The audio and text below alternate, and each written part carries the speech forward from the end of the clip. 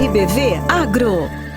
As notícias de agricultura, pecuária e a vida no meio rural. RBV Agro. Olá, está no ar o RBV Agro. Sejam todos bem-vindos, bem-vindas ao nosso programa. Oi, Juliana. Olá, Fabiano. Oi, pessoal. E não estranhem a nossa presença, porque hoje tem gente diferente na apresentação do RBV Agro. É isso mesmo. Hoje é com Fabiano Trindade e Juliana Gomes. E com a certeza de que temos uma equipe sensacional. Estamos começando mais uma edição do RBV Agro com aquilo que é notícia no meio agrícola na região, no estado e no país. Estamos no ar pelas rádios Caçanjurê, Tangará, Videira e Vitória. E também pelo Facebook e YouTube do RBV Notícias. Destaque do RBV Agro. E no RBV Agro de hoje você vai conferir. Produtor de fumo consegue a melhor safra em 26 anos na atividade após utilizar biofertilizante. Projeto destina dejetos suínos de forma sustentável e gera ativo financeiro. Propriedade aposta no turismo e na cultura e recebe visitantes na vindima, com pisa de uva e produção de vinho. Abertura da colheita da safra da maçã é realizada em Fraiburgo. Celes Regina de Matos toma posse como presidente da SIDASC. RBV Agro. Celes Regina de Matos tomou posse como nova presidente da SIDASC. A cerimônia aconteceu na tarde de terça-feira, dia 7, às 16 horas, na sede da companhia em Florianópolis. A cerimônia de posse de Celes foi acompanhada por autoridades da região, como o prefeito de Arroio 30, Alcidir Felquilker, a prefeita de Iomerê, Luci Peretti, e a presidente da Câmara de Vereadores de Salto Veloso, Regina Biscaro Ancilheiro. Natural do Paraná, Celes Regina de Matos, 54 anos, passou a infância na cidade de Salto Veloso, sendo considerada cidadã velozense pelos moradores do município. O primeiro emprego de Celes foi na cidade de Arroio 30. Formada em Medicina Veterinária pela UDESC-UFSC, Celes Regina de Matos atuou em algumas das maiores agroindústrias do país, como na BRF e JBS, além de fazer carreira de gestão e técnica na saúde única, tendo ainda atuado como docente na UNOESC de Videira. Durante 12 anos, a nova presidente da SIDASC atuou no setor público, na prefeitura de Arroio 30, como veterinária do município. Depois, passou pelo setor privado e agora volta para a área pública. A nova presidente da SIDASC, Celes Regina de Matos, fala sobre os desafios da companhia, como o trabalho para manter o status sanitário diferenciado de Santa Catarina no mercado brasileiro e mundial. Ela também ressalta a importância da atuação da empresa nas ações de inspeção e educação sanitária. O desafio assumido recentemente na SIDASC, com a presidência, ele tem um foco muito forte na segurança alimentar. Desde a produção, desde a assistência ao produtor rural, para que ele produza um alimento que seja seguro, né? Desde a concepção do produto, o registro da sua agroindústria, até a produção baseada nas boas práticas de fabricação, na inspeção sanitária dos alimentos, né? Tudo isso é um trabalho prestado pela SIDASC que objetiva lá no final a preservação da saúde pública, evitar doenças que existem e que circulam por aí, que provém da doença de animais, de doenças ambientais e que a SIDASC, por meio de seus colaboradores qualificados, permanentemente reciclados, né, em seus conhecimentos, porque a tecnologia avança, a ciência não para, as universidades continuam, né? Então, por meio do nosso corpo técnico,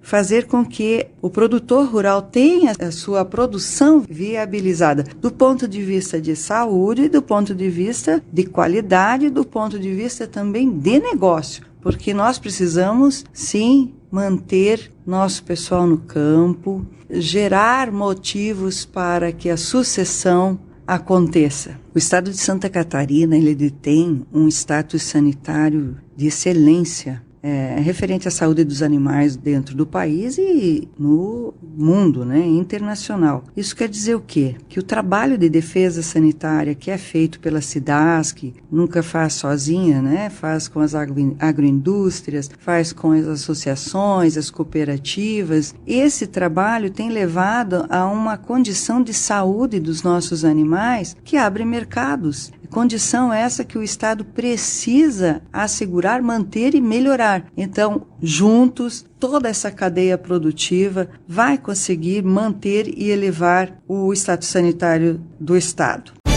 RBV Agro. O plantio de fumo é uma importante cultura em Santa Catarina, pois é a atividade principal de muitos agricultores e um complemento para outros.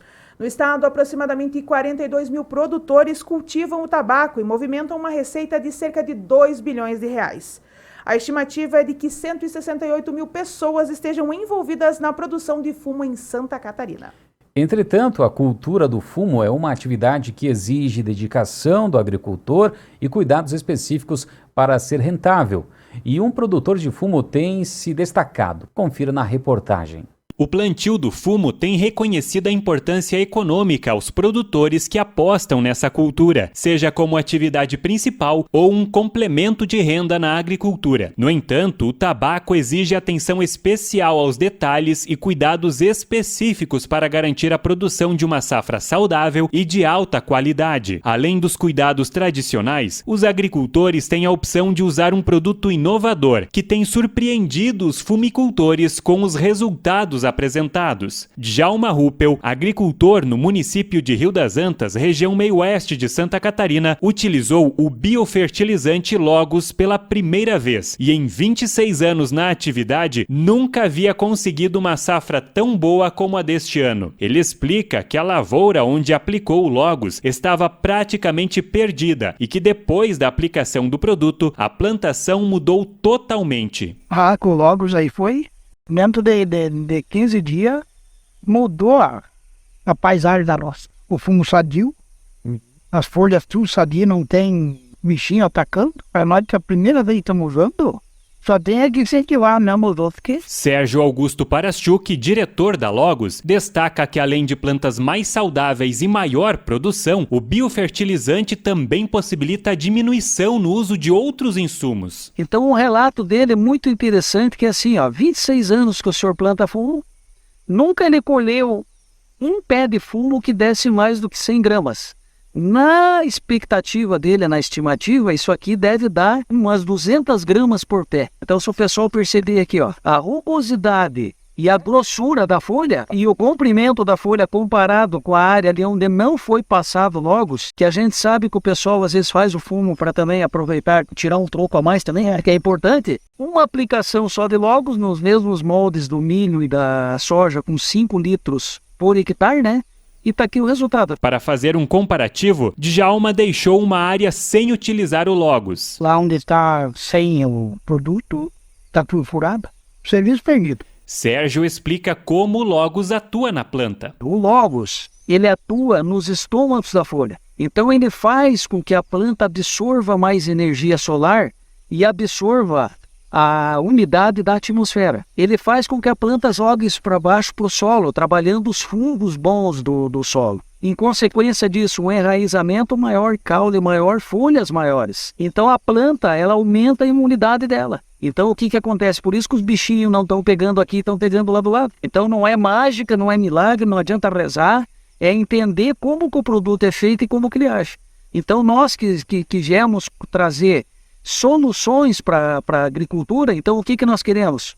Que vocês trabalhem da mesma forma que trabalham, mas não precisem gastar tanto com agrotóxico, com veneno, e também ganhem um troco a mais. Isso que é importante, porque menos veneno, menos agrotóxico, maior produtividade, o resultado disso aí é mais dinheiro no bolso. O agricultor ainda justifica que quanto melhor a qualidade do fumo entregue, mais valorizado será o produto e mostra quais características contribuem para isso. Hoje deve estar uns R$17 o quilo daquele. Aquele lá, esse aqui vai valer 25. E eles querem qualidade e não quantidade, né? Comprimenta a folha, ó. E a grossura da folha aqui, a gente vê que a grossura. E sadia, ó.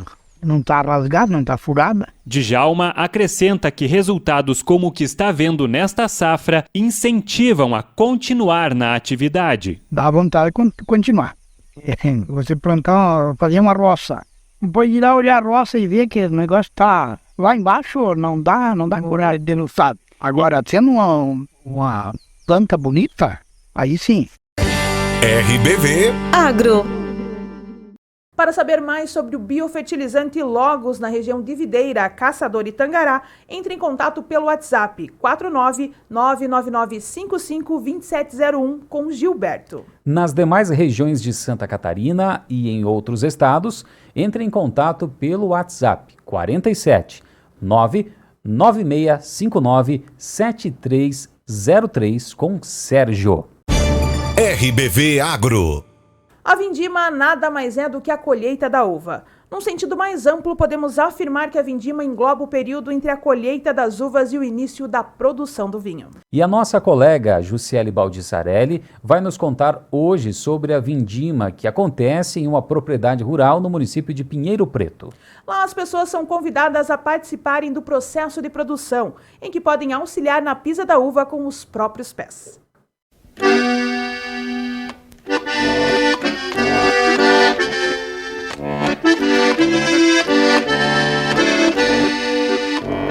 Aos poucos as pessoas vão chegando e as famílias vão se reunindo. O local, as cores, os cheiros e as texturas nos levam para longe. O sítio 23 de Março é um pedaço da Itália que fica na linha Santo Isidoro, a poucos minutos do centro do município catarinense de Pinheiro Preto.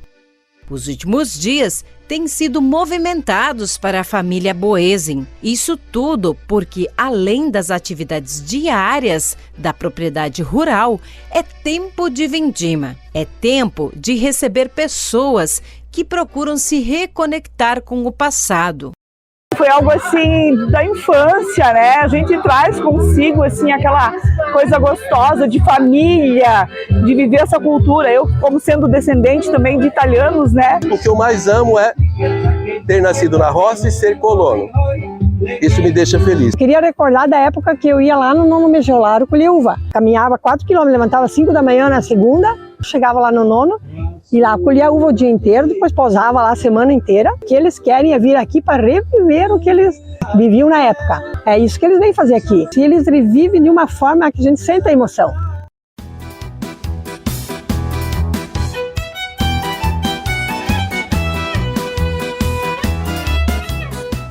A vindima é um período de trabalho intenso, mas também de muita alegria pela colheita da uva e início da produção do vinho. Para os italianos, ou primeiros descendentes que viveram no Brasil, a colheita significa também um momento de união entre as famílias, pois todos precisavam colaborar com a atividade. Com o passar dos anos, muita coisa mudou, mas existem pessoas como a Mariana Boesen que procura manter viva a tradição da vindima. Advogada por formação, mas foi embaixo dos parreirais que ela encontrou o segredo da felicidade. Hoje atua como sommelier e chefe de cozinha e envolveu o pai e a mãe nesse resgate cultural. De como se antigamente colhia, como se pisava, como se lanchava, como merendim, como eles conseguiam sobreviver a tudo isso que antigamente existia. Eu vendi tudo que eu tinha lá fora, voltei para o interior de Pinheiro Preto, construí minha casa e um local. E a partir desse momento, a gente tentou viabilizar também a propriedade rural, né? O meu pai e a minha mãe já tinham um parreiral aqui há mais de 10 anos, estavam cansados do serviço, né, e da desvalorização do produto que vem da terra e da profissão.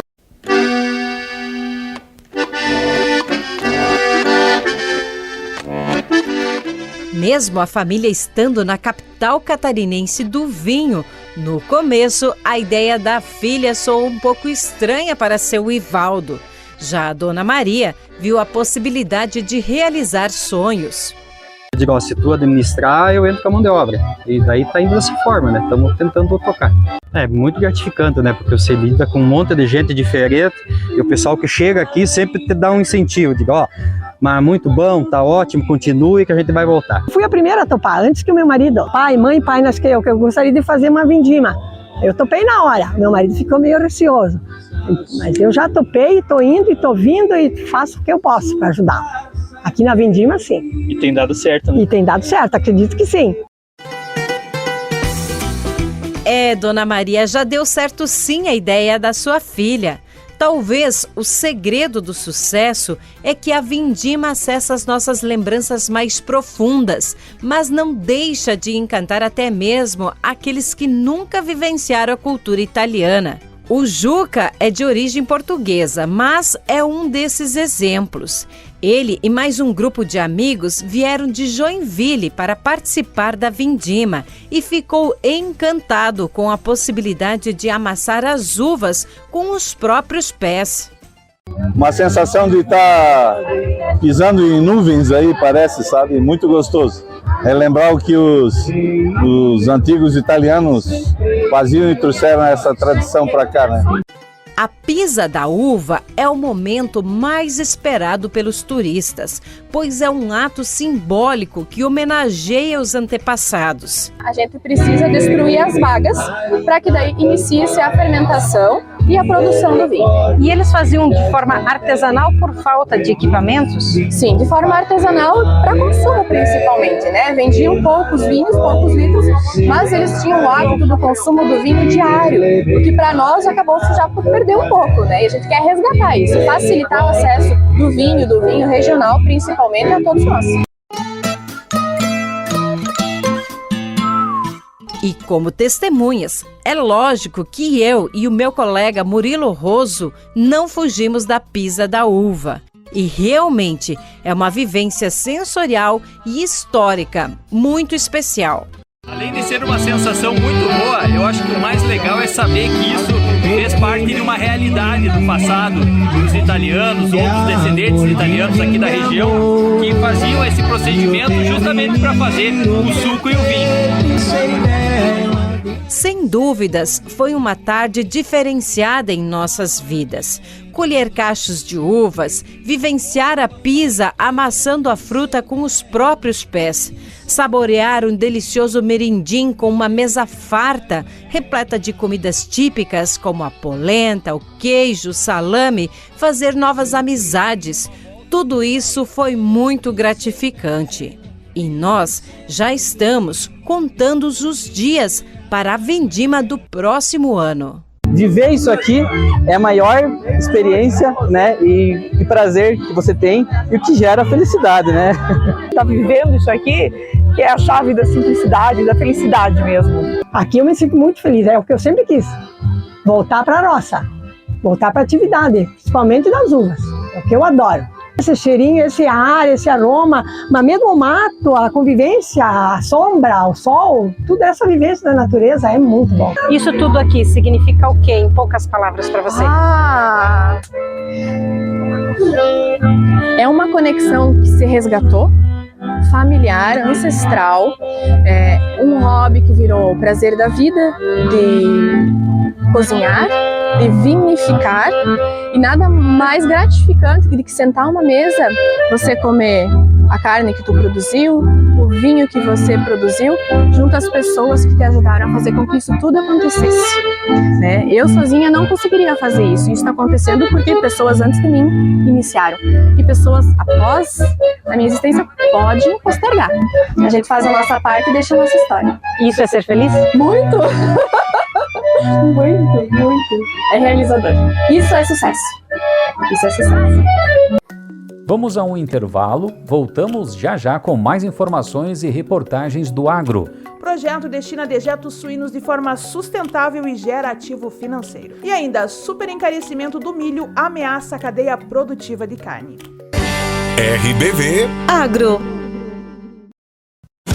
Produtor rural, você deseja maior produtividade em sua lavoura, melhor qualidade e assistência técnica de agrônomos especializados nas mais diversas culturas durante todo o ciclo? Então venha fazer parte dessa parceria com a FBA, Força Brasil Agrícola. Entre em contato pelo WhatsApp 49 99177 6685 ou faça uma visita em Fraiburgo, no bairro São Sebastião, Avenida Videira. Cresça com a FBA. RBV Agro.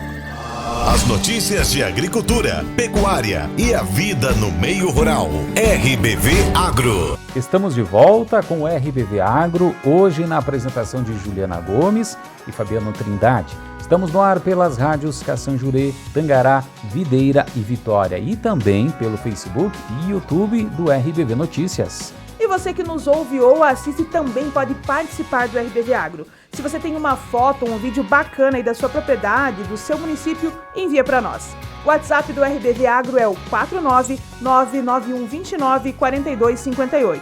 Repetindo, 49991294258.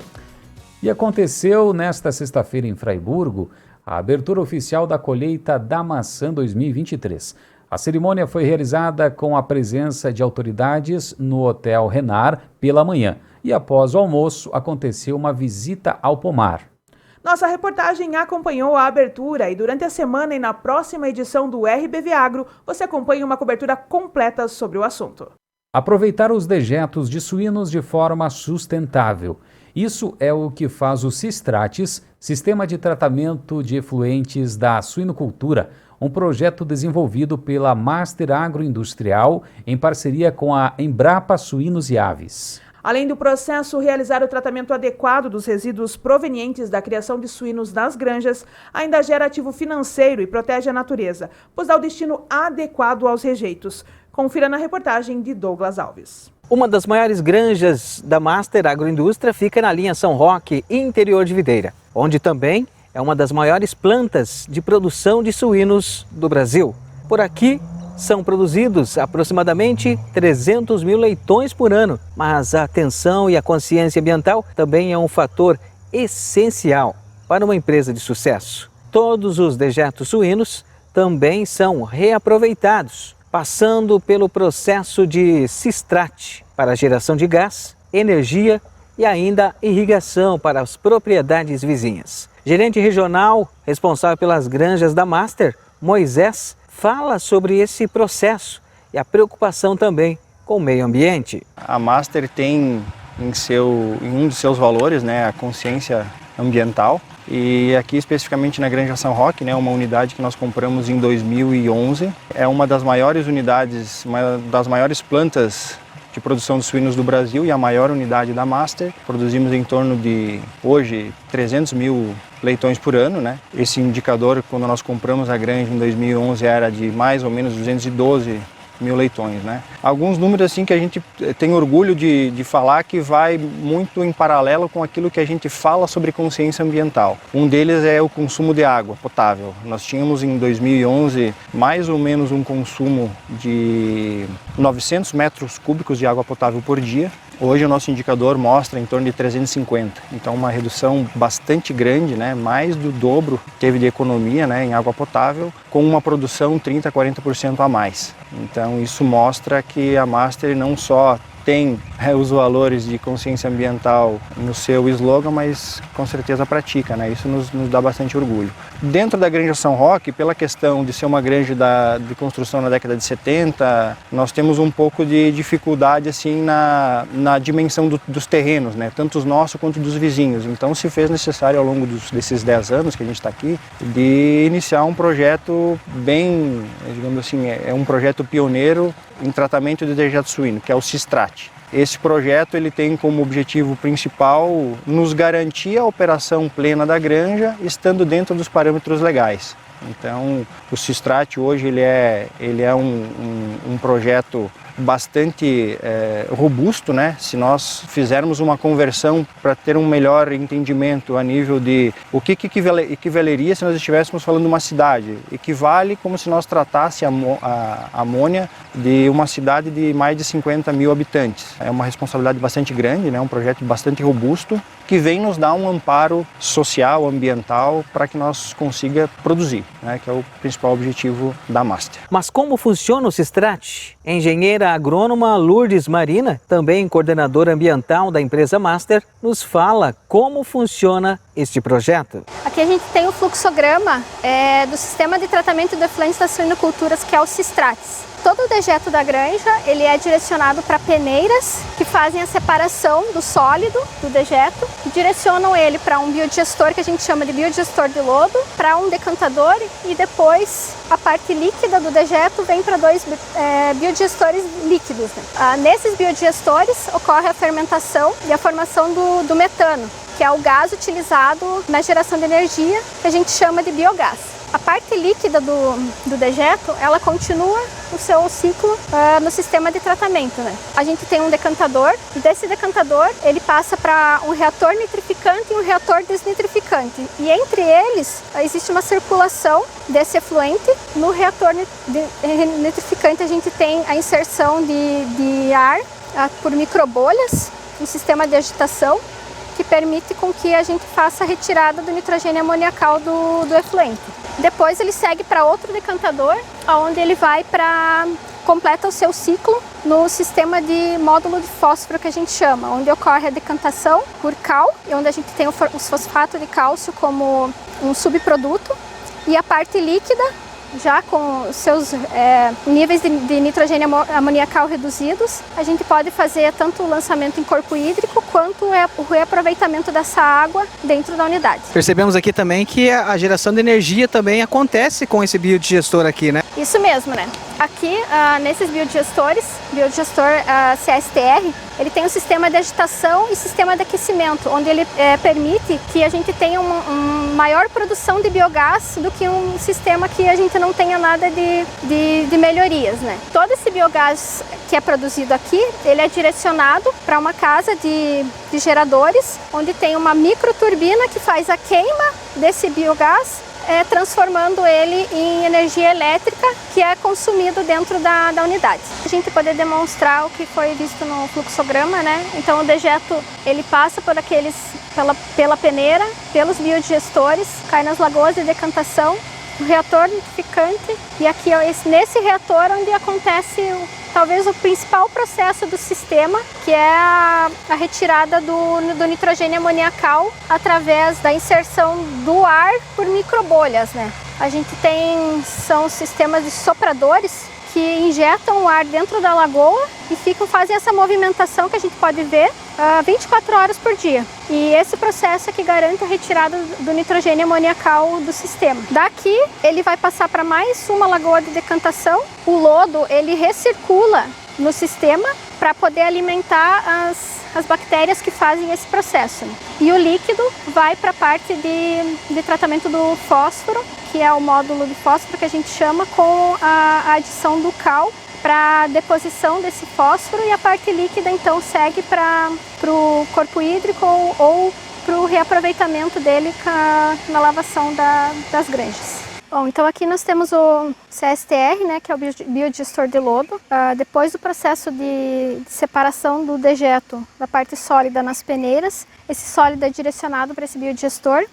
Nele a gente tem sistema de aquecimento e sistema de agitação para garantir a maior produção do metano, que é o biogás que a gente vai utilizar para a produção de energia, né? Então, todo esse sistema de aquecimento, de agitação, até a própria construção dele, né, foi pensado para um maior aproveitamento desse biogás, né? A rota líquida do dejeto, então ele segue para outros dois biodigestores, que são os BLCs, e neles a gente continua tendo a produção do biogás, e a parte líquida então vai seguindo para o tratamento, né? Todo o biogás gerado ele é queimado hoje numa turbina, que ela, além da queima do biogás para a geração de energia, ela produz água quente, e essa água quente ela é utilizada para aquecer o biodigestor de lodo e otimizar a produção. Temos aí também a irrigação, que também auxilia muitos produtores aqui da nossa região, né? Isso. Aquele material que ele não é tratado, né, que ele, digamos assim, ele é removido antes do tratamento, ele é destinado a algumas lagoas de decantação e posteriormente eles vão ser usados como material orgânico em áreas de vizinhos, né, nossos cedentes, com o objetivo de adubação do solo. Vale também a pena frisar que nesse processo a gente acaba acaba produzindo energia nos biodigestores, né? Quanto de energia que nós podemos produzir numa planta como essa? Mais ou menos em torno de um pouco mais de 3.000 kW de energia por dia nós conseguimos produzir nessa planta. Para os produtores, esse tipo de material também tem dado muito certo, dando para a criação de gado, pastagens e plantação. Uma das produtoras que recebe essa irrigação, Taline Brancalione, fala sobre esta ótima opção, uma redução de custos e também de mão de obra. Esses dejetos de suínos, eles são uma ótima opção como fertilizantes orgânicos, né? Eles são ricos em nutrientes e essa alternativa está sendo bastante eficaz aqui na propriedade, pois além de contribuir com a redução de custos, tanto na adubação química quanto com a mão de obra, também favorece com o aumento da produtividade das culturas e com isso a gente também obtém um significativo ganho na produção. É notável a diferença da pastagem que recebe esse fertilizante com a pastagem que não tem essa adubação. Atualmente aqui na nossa propriedade, a principal atividade é a produção leiteira, né? E acredito que uma boa alimentação possa reverter numa boa produção, né? Então, tanto reflete na qualidade quanto na quantidade. RBV Agro. Super encarecimento do milho ameaça a cadeia produtiva da carne. A agroindústria catarinense alerta para os sinais que preocupam o setor neste ano. Acompanhe na reportagem de Patrícia Gomes. Para este ano de 2023, está prevista grande exportação de milho brasileiro para a China. Com isso, Santa Catarina, que não produz milho suficiente para o seu consumo interno, deve pagar ainda mais caro pelo grão. O estado traz de fora 70% do milho, que é essencial para a alimentação dos animais, especialmente frangos e suínos, que são o carro-chefe das exportações catarinenses. O presidente do Sindicato das Indústrias da Carne e Derivados de Santa Catarina, José Antônio Ribas Júnior, destaca os sinais que deixam o setor em alerta. Há sinais evidentes que em 23 podemos ter de novo uma situação semelhante a 21, onde a gente tem cotações de preços altas e uma dificuldade de disponibilidade, porque a gente começa agora um processo de exportação para a China, principalmente de milho, que não era algo que acontecia no passado, e essa exportação vai competir diretamente com a disponibilidade interna do Brasil. O ano de 2023 poderá ser marcado ainda pela recessão e inflação nos Estados Unidos e na Europa, baixo crescimento econômico e instabilidade política em decorrência da guerra na Rússia e Ucrânia. Um contexto que deve impactar por aqui em margens reduzidas para o setor agroindustrial. Que são mercados relevantes, principalmente China e Europa, que também afetam o valor das nossas exportações, talvez menos os volumes, mas os valores. A gente já viu isso acontecendo a partir do segundo semestre de 2022. Então, dado este contexto de 2023, preocupa bastante o setor, porque isso pode corroer definitivamente as margens que nós estamos aí buscando para que o setor continue o seu processo de investimento e desenvolvimento, né? Como a dependência catarinense de milho externo é grande e sendo o grão fator determinante de competitividade em função da sua participação no custo da produção de aves e suínos, o setor agroindustrial catarinense novamente alerta para as questões de infraestrutura que precisam ser resolvidas. Além de rodovias em bom estado, também é preciso ferrovias. Tirar de uma vez do papel esse projeto do ramal ferroviário até Chapecó, que isso ajuda, e depois continuar outros projetos para que a gente crie uma malha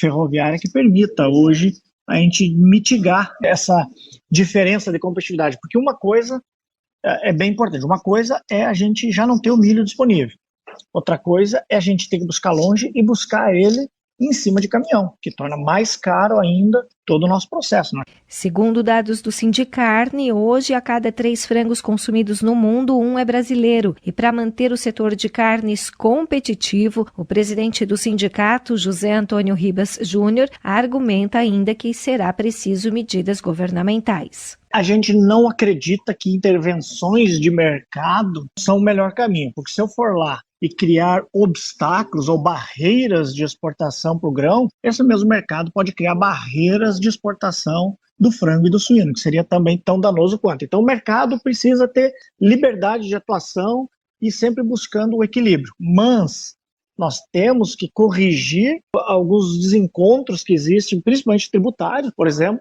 que hoje eu coloco um milho no porto para ser exportado para fora do país mais barato do que no pátio das fábricas do estado de Santa Catarina. Porque a gente tem algumas distorções tributárias que a gente precisa corrigir. Esse é um ponto que a gente tem que cobrar do governo. De Florianópolis, da Rede de Notícias Acaerte, Patrícia Gomes.